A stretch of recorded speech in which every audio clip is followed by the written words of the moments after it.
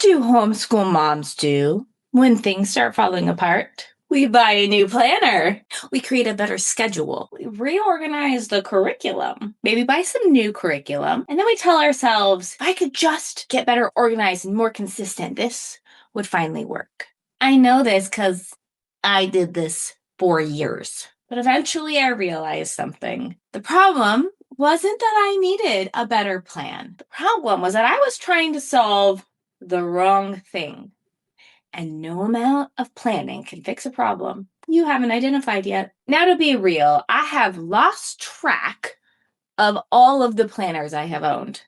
I love planning, y'all. Like, black schedules, loop schedules, give me some color-coded highlighters, like morning baskets. I am in my happy place.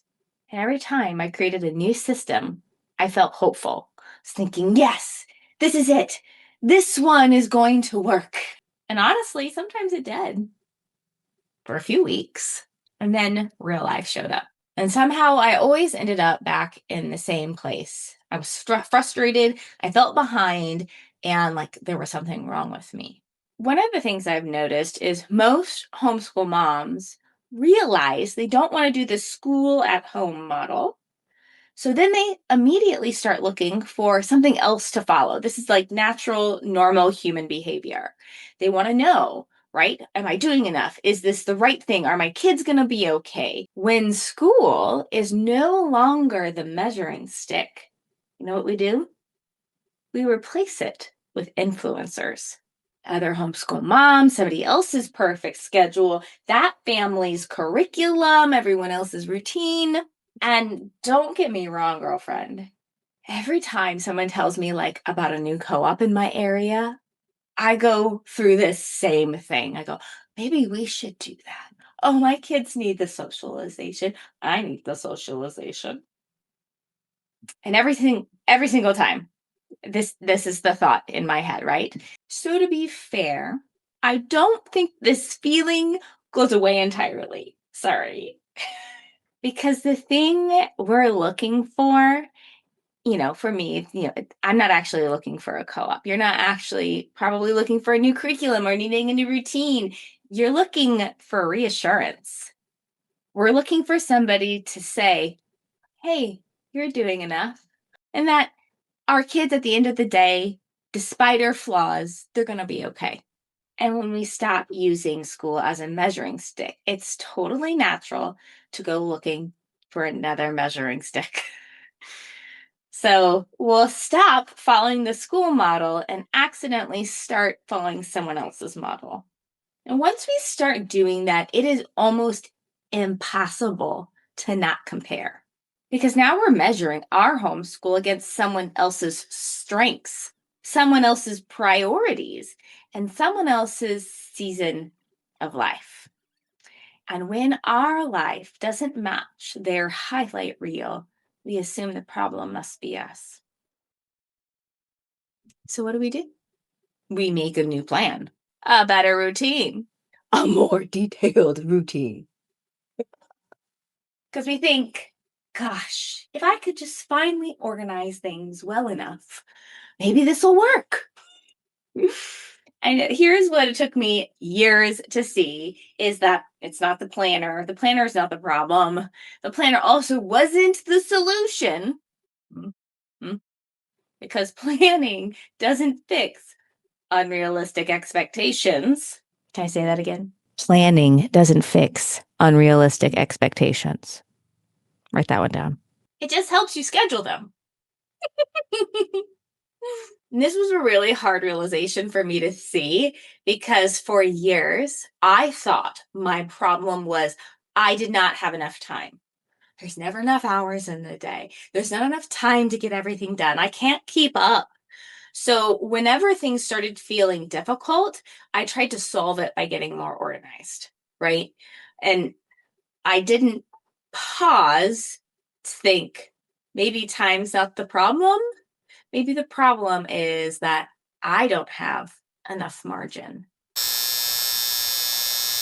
Now, I don't know about you, but for me, especially as somebody who enjoys planning, every hour of the day had a job.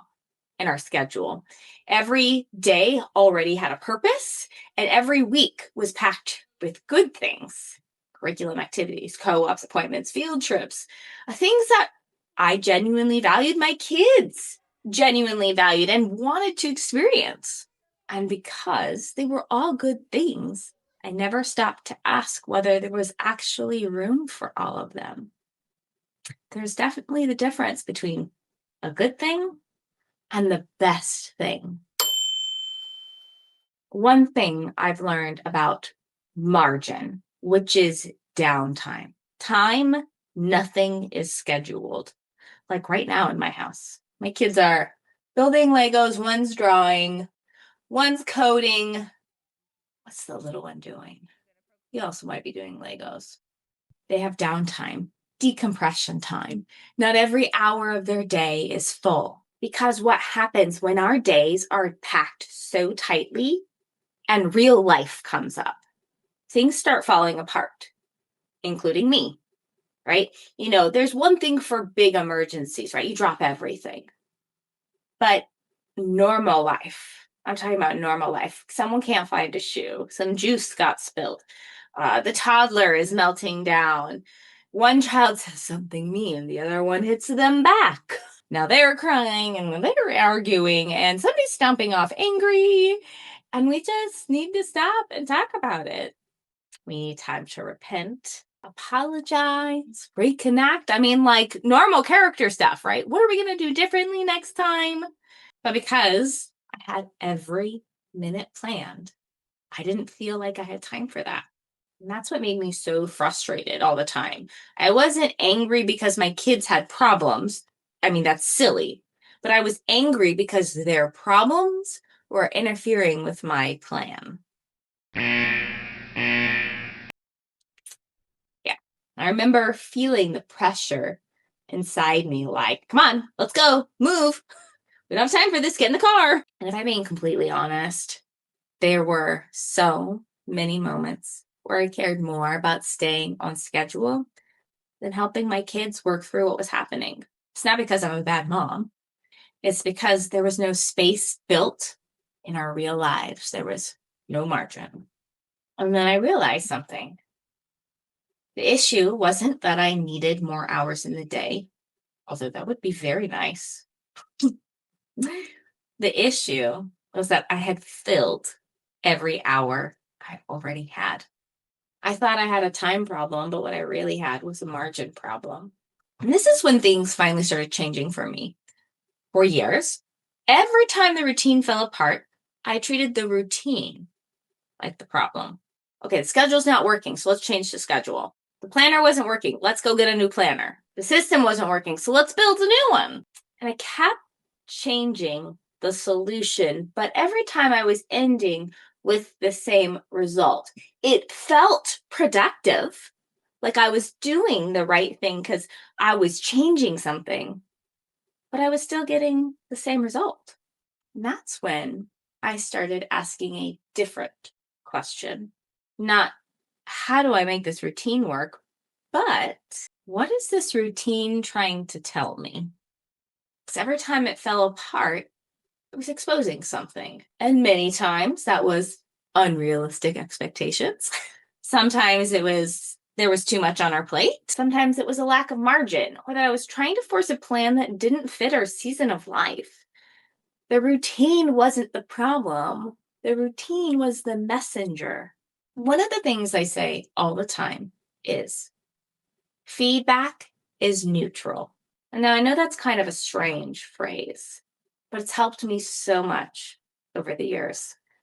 Because whenever something isn't working, we tend to make it mean something about us. The routine fell apart, so I'm inconsistent. That schedule didn't work, so I'm disorganized. We got behind, so I'm failing. But what if it's just feedback? What if it's just information? Information about what's working, information about what's not working, information about what your family needs in this season. Feedback is neutral. It's not a verdict or a sentence, it's data. Once I started looking at my homeschool that way, Everything started changing. What if every time your routine falls apart, it isn't proof you're doing something wrong? It's simply showing something you haven't seen yet. Because eventually I realized my routines weren't failing because I wasn't disciplined enough.